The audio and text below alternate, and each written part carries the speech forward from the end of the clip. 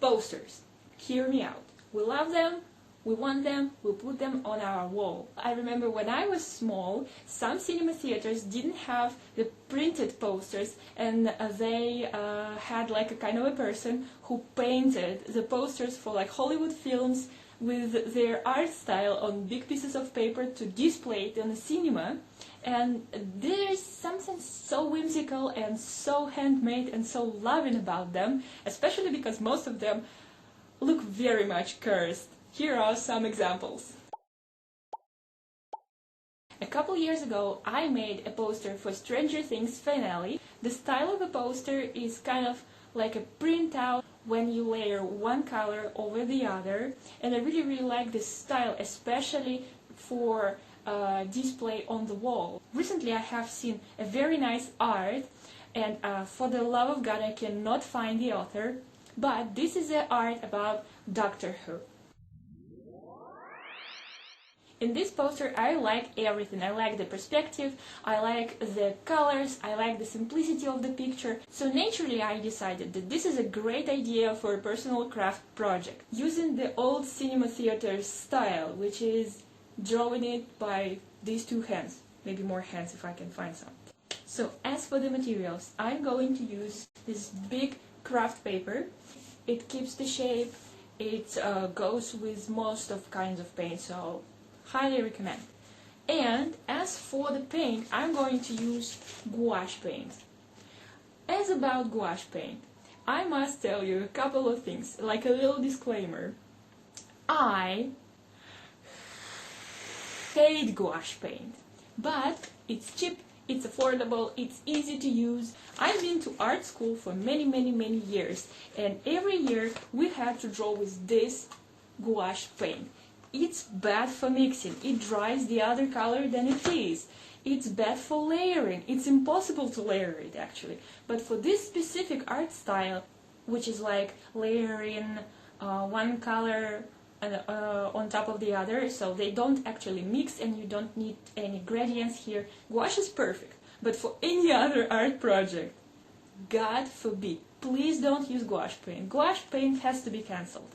As for the fangirl part of this project, I love Doctor Who, and I love it to the point when I cannot physically watch it because it means so much to me. Some of my favorite episodes I haven't seen for more over than 10 years, so I don't know the latest news or what the latest seasons were about because I didn't watch them, because I am afraid, because it means too much to me. I love the 12th Doctor so much that I watched the seasons, and then when I realized these episodes are way too good, I stopped. Then I skipped a season and a half to see what 13th Doctor looks like, because she was about to regenerate when I started watching this.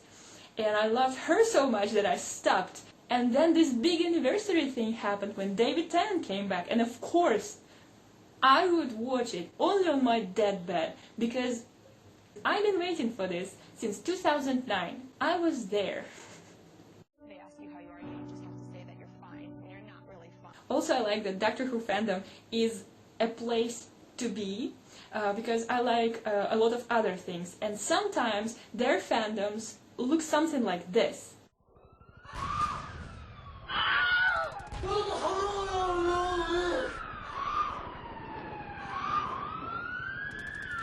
So it's absolutely impossible to share some information, fan arts, or even just speak about the thing that you love, because it's the absolute chaos that's going on there. So how am I going to do this? I'm going to take this picture and put it in a Photoshop and then create the grid over it, so it will divide the whole image on squares. And then I'm going to take this big thick craft paper, draw the similar grid here, and then copy the key points one by one to this piece of paper.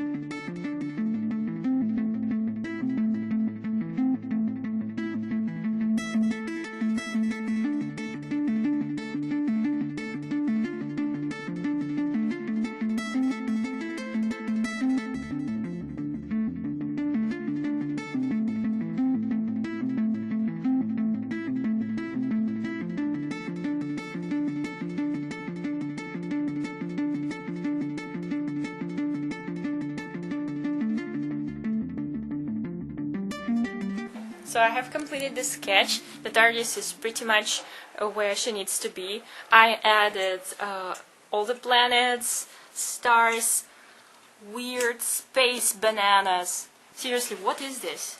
Is it like a planet with a eclipse? What? I have cleaned up all the unnecessary pencil drawings. I kept the grid because it doesn't matter too much if it stays, because it's all gonna be covered with paint, and overall the picture is pretty dark. However, the lightest parts I need to clean out of pencil sketches completely, because even the lightest pencil like this can show through yellow gouache paint. Also, I decided to not add this little corner with the Dalek here, because I think without it the whole picture will be more immersive and dark and like beautiful as it is. When with the Dalek piece it looks more like a cover for a comic book, which it is, as I understand. So instead of the Dalek, I decided to put a big star higher up here and make a lot of rays coming out of it. This star you can see here, so I moved it right here. It's kind of hard to tell what's going on here because first of all there is some letters here and this whole piece is dark, so my guess is even if I screwed the perspective, which is totally fine, this won't be as noticeable because all of this is gonna be black. We need to understand what of this image is the most light. That's what I'm going to start with. This is the inscription, the windows, the inscription number 2, and a little tablet here, and the star. The stars are very important. So we are going to start with this and then layer up more darker tones after. In some of the art schools I attended when I was a baby, they said that if a picture has white pieces, you shouldn't cover it with paint at all. So the white color in the picture is actually the color of the paper. So that's why it's gonna pop.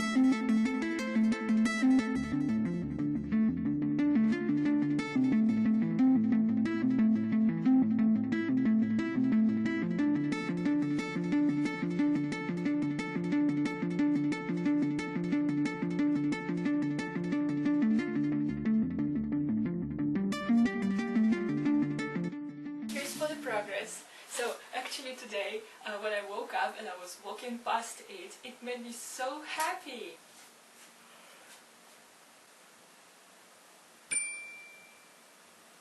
And that's what I made it for, I guess. Here what it looks like so far. Excuse the lighting. So I have painted around the letters and made some stars here and there. This cool thing, this is my favorite part of the picture, I think. And I finished the star planet, so what I did was like to draw a big blue cloud around it, and then I went over it with black paint, and I think it gave the effect.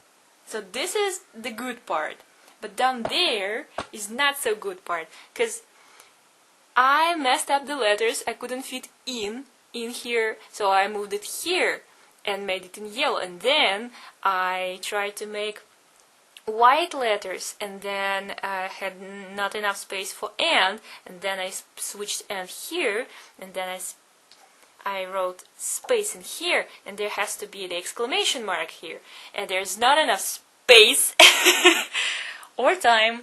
Okay, now we are ready to start the most important part. Wait for it.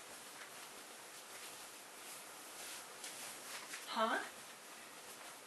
I am so ready for this. I thought it would be fun to take a Doctor Who quiz, because what's more Doctor Who than being smart? And the first quiz I found on the internet is, which of these doctors are you? Oh gosh, I have to judge. I am the 12th Doctor. This is basically the best I could hope for. I am so proud.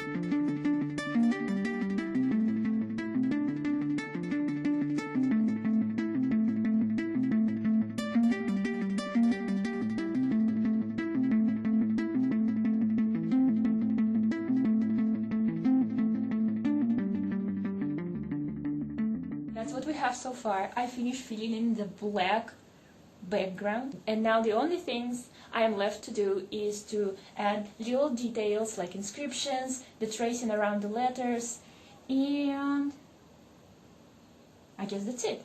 Ta-da! The perspective is all over the place.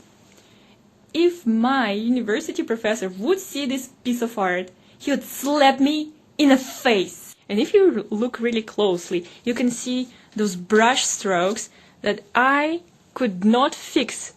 Like the black color lays pretty smooth. It's really nice because there are a lot of stitches here and there. But the blue, if this was my art school project, I would get kicked out. But this isn't my art school project, so embrace the imperfections. I think that the brush strokes that are painfully visible make this project rustic. And now, with a few finishing touches, I am finally ready to show you a cool thing that I made.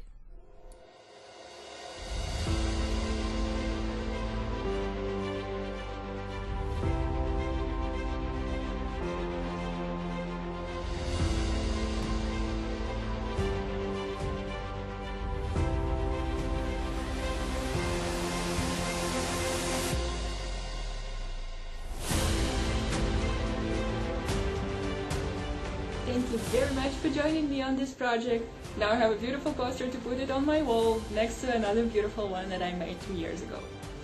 I had fun making this. It brought me back to my art school years and to my being a fangirl for Doctor Who years, which are questionably not over yet. Now, what went well and what didn't go well? I wish I could stick to the actual grid more neatly, because at one point I misplaced one key point of the picture, and I made a line, and I attached another key point to that line, and before I realized that the whole picture was like a little bit crooked, the whole picture got a little bit crooked.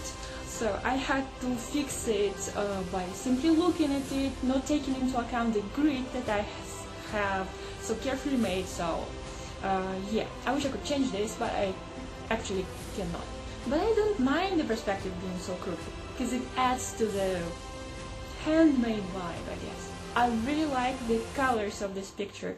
The TARDIS is not such color in the show, but it is this color on the picture, so I decided to make it like this greenish kind of blue. And now I have a cool poster to put on my wall.